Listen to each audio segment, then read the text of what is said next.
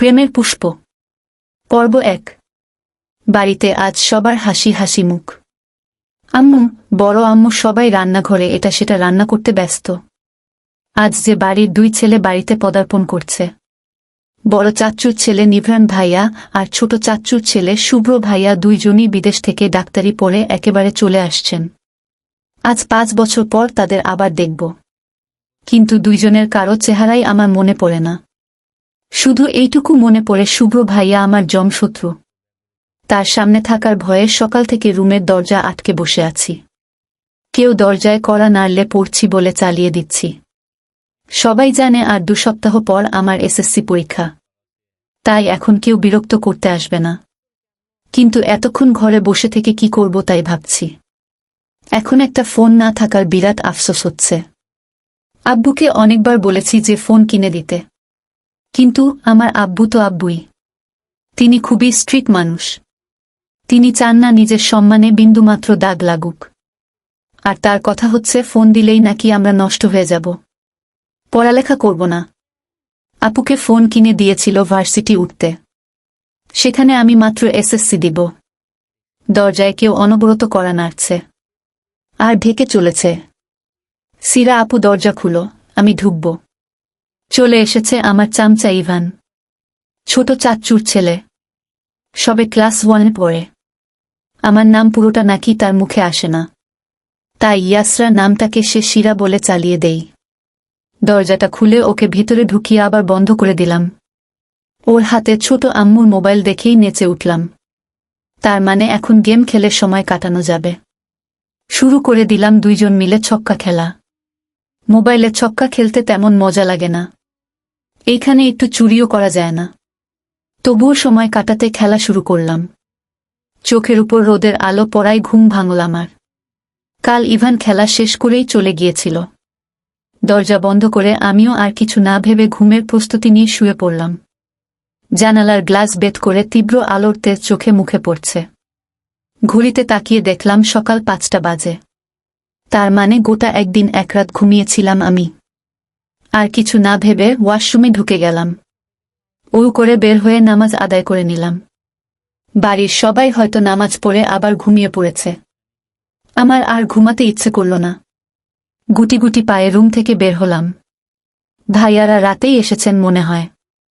তাহলে এখন নিশ্চিত নাক ঢেকে ঘুমাচ্ছেন উনারা। খুব খিদে পেয়েছে আমার। কাল সকালে নুডলস খেয়েই দরজা বন্ধ করেছিলাম। পেটে আর এই পর্যন্ত কিছু পড়েনি। ফ্রিজ খুলে দেখলাম বাটি আইসক্রিম রাখা। চুপি চুপি আইসক্রিমটা নিয়ে সোফায় বসে পড়লাম। কেউ এখন আমাকে আইসক্রিম খেতে দেখলে এক হালি বকা উপহার দিবে। কিন্তু এখন বকা খাওয়ার সুযোগ নেই। সবাই বেঘোর ঘুম দিচ্ছে। আমিও আর বেশি কিছু না ভেবে চামচ দিয়ে আইসক্রিম মুখে পুরে চলেছি। আহ, কি শান্তি! কিন্তু আমার এই শান্তি বেশিক্ষণ টিকল না।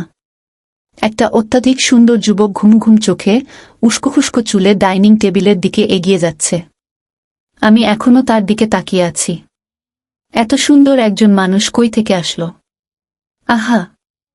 সুদর্শন পুরুষটি পানি খেয়ে আবার হাঁটা ধরল। হঠাৎ আমার দিকে তার চোখ পড়ল। থতমত খেয়ে গেলাম আমি। এতক্ষণ পর্যন্ত এই ছেলেটার দিকে আমি হ্যাবলাকান্তের মতো তাকিয়েছিলাম। আচ্ছা, আমি কি ক্রাশ টাস খেলাম নাকি আবার? ছেলেটা আমার সামনে এগিয়ে আসছে। তার এগিয়ে আসার সাথে সাথে আমার মনে হলো এর চেহারা আমি আগে কোথাও দেখেছি, কিন্তু মনে করতে পারছি না। সুদর্শন ছেলেটা আমার সামনে এসে ভ্রু কুঁচকে তাকিয়ে রইল। কিছুক্ষণ চেয়ে থেকে বলল, এখনো একই রকম রয়ে গেলি মেহু। এত সকাল কিসের আইসক্রিম খাচ্ছিস? ঠান্ডা লেগে যাবে না? বলেই আবার ভাবলেশহীনভাবে চলে গেলেন। আমি স্তব্ধ হয়ে বসে রইলাম। আমার পুরো নাম হচ্ছে ইয়াসরা মেহনাজ। একমাত্র শুভ্র ভাইয়াই আমাকে মেহনাজ নামের শর্ট ফর্ম মেহু বলে ডাকত। সেটা আমার এখনো মনে আছে। তাহলে কি এইটা শুভ্র ভাইয়া ছিলেন? যেটুকু ক্রাশ খেয়েছিলাম তা মাথা থেকে বের করে ফেললাম। এই ব্যাটার উপর ক্রাশ খাবো, তাও আবার আমি? নেহি কাভি নেহি। আপুর রুমে গিয়ে হানা দিলাম। কিন্তু রুমে আপুর সাথে সাথে আরেকজনকে দেখে দিলাম এক চিৎকার। এটা কি দেখলাম আমি? ওহ মাই আল্লাহ! তোর কি মনে হয় মেহু, আমি চুপি চুপি গিয়ে তোর রুমে পায়েল রেখে এসেছি? Like seriously? এই আমি কি তোর বয়ফ্রেন্ড লাগি যে তোর জন্য গিফট আনতে যাব, নাকি তুই মনে মনে আমাকে নিজের বয়ফ্রেন্ড নজরে দেখিস? আমি শুভ্র ভাইয়ার কথা শুনে হতভম্ব হয়ে উনার দিকে তাকিয়ে আছি। কি বলেন কি উনি? কোথায় কথা কোথায় নিয়ে যাচ্ছে? আমি আবার কখন বললাম উনি আমার বয়ফ্রেন্ড লাগেন? একদম আজে বাজে কথা বলবেন না শুভ্র ভাই। আমি কি একবারও বলেছি যে আপনি আমার বয়ফ্রেন্ড? আমি শুধু জিজ্ঞেস করেছিলাম যে আপনি রেখেছেন নাকি পায়েলটা। জিজ্ঞেস করা শেষ হলে এখন পড়তে বস যা। পড়ালেখা নেই তোর? নাকি ভাবছিস আর পড়ালেখা করবি না? এই যে কথা বলছি, আমি পায়েল নিয়ে আর উনি চলে গেলেন পড়ালেখায়। বিরক্ত লাগছে প্রচুর। উনার রুমে দাঁড়িয়ে থাকতেও এখন অসহ্য লাগছে। মুখ ফুলিয়ে উনাকে একটা ভেঙচি কেটে গটগট পা তুলে নিজের রুমে চলে এলাম। স্কুলের জন্য রেডি হচ্ছি আর শুভ্র ভাইয়াকে অভিশাপ দিয়ে দিয়ে ভস্ম করে দিচ্ছি। আল্লাহ, শুভ্র ভাইয়ের কাছে যেন কোনো রোগী না আসে। উনি যেন ডাক্তারি সব পড়া ভুলে যান। তারপর যেন সবাই উনাকে ভুলু রাম বলে, সুম্মা আমিন। ক্লাসের একদম লাস্ট ফার্স্ট বেঞ্চে বসে স্যারের বককানি শুনে যাচ্ছি। বাংলা স্যার ক্লাস নিচ্ছেন, কিন্তু স্যার পড়ানোর থেকে বেশি হাসছেন। স্যার নিজেই কোনো একটা কথা বলে পান খাওয়ার ফলে লাল হয়ে যাওয়া দাঁত দেখিয়ে হুহা করে হেসে উঠছেন, যেন উনি খুব মজার কথা বলছেন। আমি বিরক্ত হয়ে নাক মুখ কুঁচকে ইরার হাতের 12টা বাজাচ্ছি। আমার এই এক সমস্যা, বিরক্ত হলে আমার পাশে যে থাকবে তার হাতে খামচি দিতে থাকি। আউচ! এই মাইয়া কি করতাছোস? আমার হাত তো ফালাফালা করে দিলি। ইরার রাগী কণ্ঠের কথা শুনে তেমন একটা রিয়াকশন দেখালাম না আমি। ওর এই কথা শুনতে শুনতে আমার কান পচে গেছে। এই বাংলা স্যার প্রতিদিন পড়াইতে আসি হুহা করে হাসবে, আর আমি ওর হাত খামচি দিব, ইরাও ওর নিত্যদিনের মতো এই কথাটা মুখ থেকে বের করবে। বেল বাজার শব্দে হাফ ছেড়ে বাঁচলাম। ছুটি হয়ে গেছে স্কুল। স্যার বের হওয়ার সাথে আমি আর ইরা ছুটলাম ফুসকার স্টলের দিকে। কিন্তু স্কুলের গেট পর্যন্ত যেতেই শুভ্র ভাইয়াকে দেখে থেমে গেলাম। উনি এখানে কি করছেন? ইরার দিকে তাকিয়ে দেখলাম ও হা করে তাকিয়ে আছে। ওমা, সব মেয়েই দেখি ওই করলার দিকে তাকিয়ে আছে। ইরা আমার হাত ঝাঁকিয়ে অতি উৎফুল্ল চিত্তে বলে উঠল, দোস্ত এটা কে রে? কি সুন্দর দেখতে। একদম বিনা নোটিশে ক্রাশ কনফার্ম। আমি চোখ ছোট ছোট করে বললাম, তুই আর ক্রাশ খাওয়ার জন্য দুনিয়াতে আর মানুষ পেলি না। এই করলার দিকেই তোর চোখ পড়ল। ইরা অবাক হয়ে বলল, তুই কি উনাকে চিনিস নাকি? তুইও চিনিস? আরে উনি শুভ্র ভাই। ইরা যেন হাতে আকাশের চাঁদ খুঁজে পেল। ও ব্যাপক আবদার মিশ্রিত কণ্ঠে বলল, এই ইস্যু একট লাইন করে দে না তোর ভাইয়ের সাথে। ট্রিট দিব তোকে তাহলে। তোরই তো চাচাতো ভাই, একটু ম্যানেজ করে দে না। আমি বিরক্ত হয়ে ওকে রেখেই হাঁটা ধরলাম। আজ আর ফুসকা খাবো না। এখন শুধু শুভ্র ভাইকে পাশ কাটিয়ে যেতে হবে। মেহু, এদিকে আয়। পা জোড়া থেমে গেল। উনার এই মেহু ডাকটা কেন জানি আমাকে অন্য এক অনুভূতিতে ফেলে দেয়। আমি উনার সামনে গিয়ে মাথা নিচু করে দাঁড়ালাম। উনার ওই চোখের দিকে তাকানোর সাধ্য নেই আমার।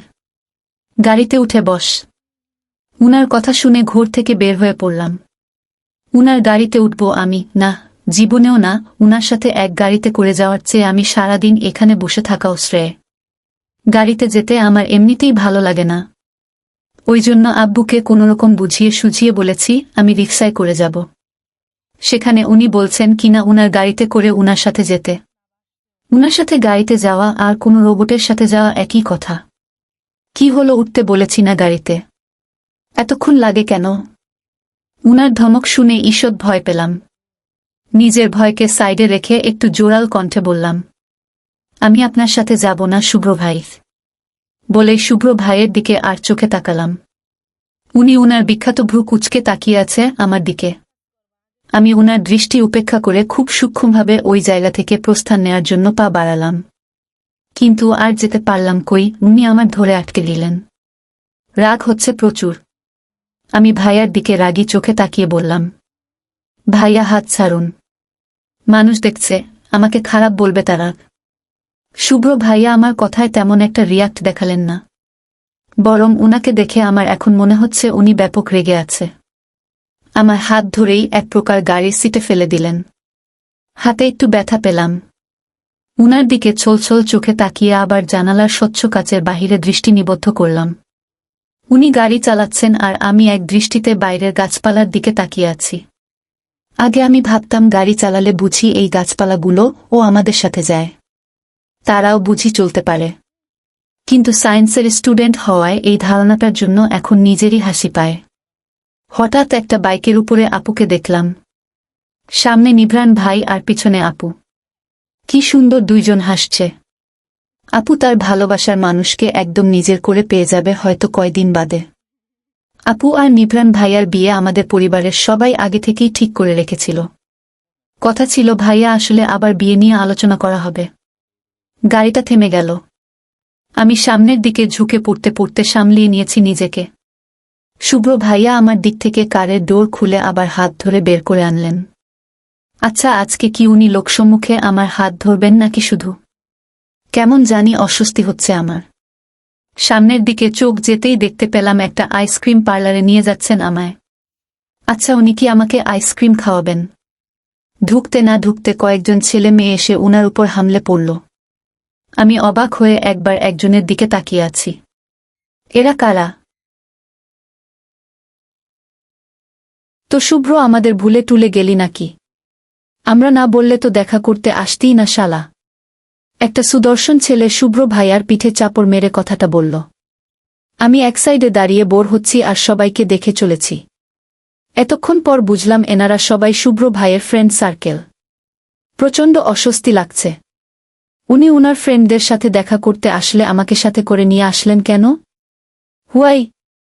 হঠাৎ চোখ গেল শুভ্র ভাইয়ের দিকে এক দৃষ্টিতে তাকিয়ে থাকা একটা মেয়ের উপর। মেয়েটাকে সুন্দরী কম পরি বললে ঠিক হবে। অসম্ভব সুন্দর মুখশ্রী তার। কিন্তু উনি এরকম শুভ্র ভাইয়ের দিকে চেয়ে আছেন কেন?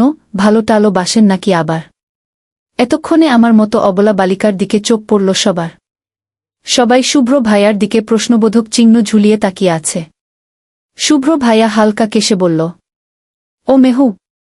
সবাই একসাথে গোল গোল চোখ করে আমার দিকে তাকালো। কিছুটা ভরকে গেলাম আমি। একটা ছেলে শুভ্র ভাইয়ের দিকে তাকিয়ে বলল, যার কথা দেশে থাকতে বলতি সেই মেহু? মানি তোর কাজিন। শুভ্র ভাই মাথা নেড়ে হ্যাঁ বুঝালেন। একটা ছেলে আমার দিকে হাত বাড়িয়ে বলল, হাই, আমি আয়ান। তুমি ইয়াসরা মেহনাজ, রাইট? আমি কিন্তু তোমাকে মহুয়া বলে ডাকব। আয়ান নামটা শুনে মনে হলো উনাকে আমি চিনি। শুভ্র ভাইয়ার সাথে আমি ছোট থাকতে গিয়েছিল বাসায়। ভাবো হয়েছিল আমাদের। আমি খুশিতে গদগদ হয়ে যেই আয়ান ভাইয়ার হাত ধরে বলতে যাব, আয়ান ভাইয়া আপনি, কিন্তু বলার আগেই শুভ্র আমার হাত ধরে একটা চেয়ারে বসিয়ে দিলেন আর উনিও বসে পড়লেন। আমি মুখ কাচুমাচু করে বসে আছি। আমার পাশেই কেন বসতে হবে উনাকে? এখন এই কম্পাঙ্কের কি করব? ওই সময়ের শুভ্র ভাইয়ের দিকে হা করে তাকিয়ে থাকা মেয়েটা আমার দিকে হাত বাড়িয়ে বলল, আমি ঈশিতা। তুমি তাহলে শুভ্রর বোন? আমি মুচকি হেসে আপুর হাত ধরে বললাম, আমি শুভ্র ভাইয়ার বোন। বলে একবার শুভ্র ভাইয়ের দিকে তাকালাম। উনি কেমন চোখ কটমট করে আমার দিকে তাকিয়ে আছে। আমি আবার কি করলাম? আজীব তো। একে একে সবার সাথে পরিচয় হলো আমার। এখানে 3 জন শুভ্র ভাইয়ের ছেলে বন্ধু আছে আর 2 জন মেয়ে বন্ধু। একজন ঈশিতা আপু আর একজন নেহা আপু। ছেলে বন্ধু 3 জন হচ্ছে আয়ান ভাইয়া, রাজন ভাইয়া আর নিলয় ভাইয়া। 3 জনই অনেক মজার মানুষ। আমি হাসতে হাসতে শেষ হয়ে যাচ্ছি। আর চোখে একবার শুভ্র ভাইয়ের দিকে তাকালাম। ঈশিতা আপু উনার সাথে কথা বলছেন আর উনি হুহা করছেন। কেন জানি ঈশিতা আপুকে উনার পাশে একদম সহ্য হচ্ছে না আমার। জেলাস টেলাস হচ্ছি নাকি আবার? বাড়িতে এসেছি অনেকক্ষণ হলো। ফ্রেশ হয়ে ছাদে চুল শুকাবার জন্য যাচ্ছি। আমার চুলের এই এক সমস্যা, সহজে শুকাতেই চায় না। হেয়ার ড্রায়ার ইউজ করা আমার পছন্দ না। ওই জন্য গোসল করার পর ছাদে গিয়ে চুল শুকানোর প্রয়াস চালায়। রেলিং ধরে আকাশের দিকে তাকিয়ে আছি। আকাশটা আজ ভয়ঙ্কর সুন্দর লাগছে। মেঘেদের ভেলা ভেসে চলেছে নীল চাদরের উপর। প্রাণ ভরে একটা নিঃশ্বাস নিলাম। হঠাৎ আমার পাশে কারো অস্তিত্ব অনুভব করলাম। পাশ ফিরে চোখ ছোট ছোট করে তাকিয়ে দেখি নাহিদ ভাইয়া। পাশের বাড়িটা উনাদের। উনি প্রায়শই ছাদ টপকে আমাদের ছাদে আসেন। তখন যদি আমি থাকি তাহলে গল্প জুড়ে দেন। আমার কেন জানি উনার হাবভাব ভালো ঠেকে না। মনে হয় উনি আমাকে পছন্দ করেন। সৌজন্যতার খাতিরে আমিও টুকটাক কথা বলি উনার সাথে। উনি আমাকে হাসানোর জন্য উদ্ভট কথা বলেন আর আমারও হাসি চলে আসে। তোমার হাসিতে খুব মিষ্টি। হাসি থেমে গেল আমার। এই আমি যতবারই হাসি ততবারই নাহিদ ভাইয়া এই কথাটা বলেন। আমি আস্তে করে বললাম, ধন্যবাদ ভাইয়া।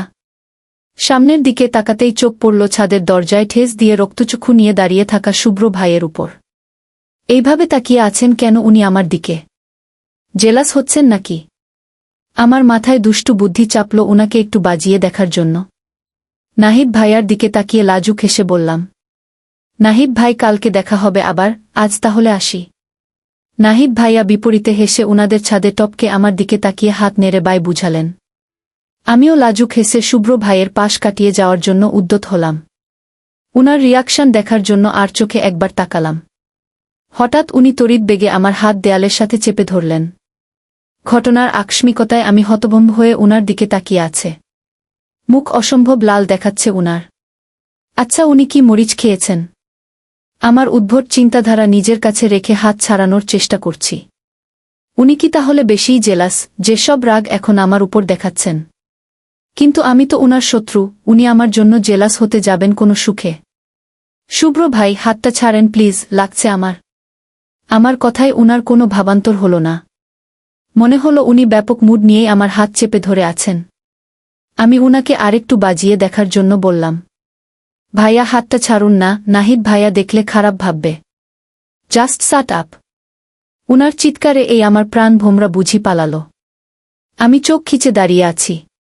হাত পা কাঁপছে। একটু বেশিই করে ফেলেছি নাকি? হঠাৎ শুভ্র ভাইয়া আমার দিকে ঝুঁকে এলেন। আমি ভয়ে শুকনো ঢোক গিলছি। এই বুঝিয়ে আমাকে কামড় বসিয়ে দিবেন। কিন্তু উনি আমার কানের কাছে অত্যাধিক শীতল কণ্ঠে বললেন, আমার জিনিস একান্তই আমার। অন্য কারো সাথে সে যেন হাসার সাহসটুকুও না পায়। তাহলে তার জন্য কঠিন শাস্তি বরদাস্ত করা হবে। সে যেন মনে রাখে কথাটা। বলেই আমাকে ছেড়ে হনহন করে বেরিয়ে গেলেন। আর আমি এখনো পাথর হয়ে দাঁড়িয়ে আছি। উনি কি আমাকে হুমকি দিয়ে গেলেন? আজ ফুফি আসবে বাড়িতে। সাথে উনার ছেলে মেয়ে আদ্রিয়ান ভাইয়া আর আয়রা আপু আসবে। ফুফি শুভ্র ভাইয়ারা আসার দিন আসতে পারেনি অসুস্থ থাকার কারণে। তাই সুস্থ হয়ে আজ আসছে। বেশ কিছুদিন থাকবেন এখানে। আমি খুশিতে সকাল থেকে একবার এইদিকে দৌড়াচ্ছি তো একবার ওইদিকে দৌড়াচ্ছি। শুভ্র ভাইয়া আগেই বলে দিয়েছে আমি যাতে আদ্রিয়ান ভাইয়ার সাথে বেশি না কথা বলি আর একটুও যাতে না হাসি। আমি উনার কথা সেই কখন উড়িয়ে দিয়েছি। আমি কি উনার মতো রোবট নাকি? হ্যাঁ, আর আদ্রিয়ান ভাইয়া হচ্ছে আমার বেস্ট ভাইয়া। উনার সাথে কেন কথা বলবো না আমি? কলিং বেল বাজায় দৌড়ে গিয়ে দরজা খুলে দিলাম। প্রথমেই ফুফিকে জড়িয়ে ধরলাম, তারপর আয়রা আপু জড়িয়ে ধরে দুষ্টুমি করলাম। আদ্রিয়ান ভাইয়ার সাথেও কুশল বিনিময় করলাম। আম্মু পিছনে এসে দাঁড়িয়ে বললেন, ইসু, সবাইকে ভিতরে আসতে দিবি তো নাকি? আমি একটা হাসি দিয়ে সবাইকে রেখে আয়রা আপুকে টেনে ভিতরে নিয়ে গেলাম। আয়রা আপু শুভ্র ভাইয়াকে দেখে থেমে গেলেন। এই ভালোবাসার রোমান্টিক গল্পটি কেমন লাগলো সবাই কমেন্টে জানিয়ে দেন এবং পরবর্তী পর্ব দেখার জন্য চ্যানেলটা সাবস্ক্রাইব করে কমেন্টে জানিয়ে দেন।